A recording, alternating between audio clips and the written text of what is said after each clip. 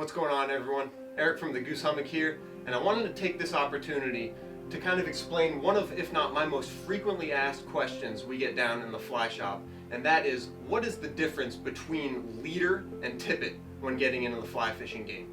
And typically this question is asked mostly by the beginners getting into the sport, and that's because before getting into fly fishing, the term tippet is never really thrown around, and that's because the specific term for tippet is exclusively related to talking about a part of a line in relation to a tapered leader.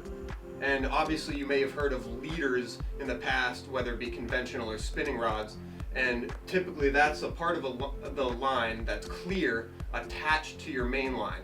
And so obviously in fly fishing we have your main fly line and then the extension leader off of that. But where does the tippet come involved in that whole situation? So for most fly fishing scenarios, a tapered leader is preferred, and that's because to properly cast the fly line, to transfer the energy from the line to the fly, you need a gradually tapered part of line that starts thick, similar to the diameter of your fly line, and gradually goes down to a thinner part that the fish are going to see. You want that to be the thinnest part, the most stealthy part.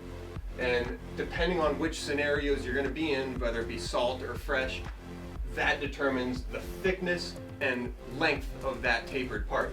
But then ultimately, as you can see from the diagram, that taper eventually goes down to a level part of line, generally 2 feet or so, depending on your scenario, that you then attach your fly to.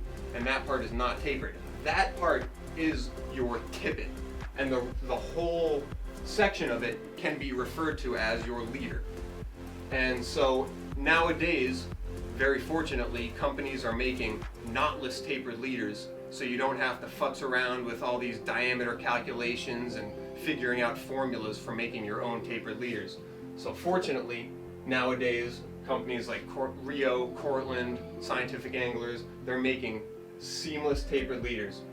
So it starts from a loop-to-loop connection, gradually getting thinner, to eventually your tippet section where you tie your fly.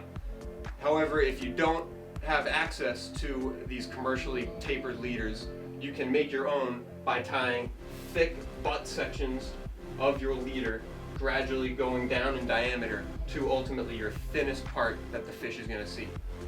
And again, depending on what you're doing, salt or fresh, and what flies you're throwing and how spooky the fish are going to be, that's going to determine the length and overall stature of your tapered leader.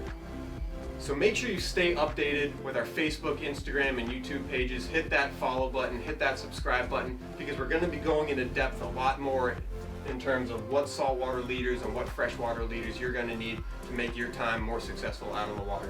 Thanks, guys. Have a great day.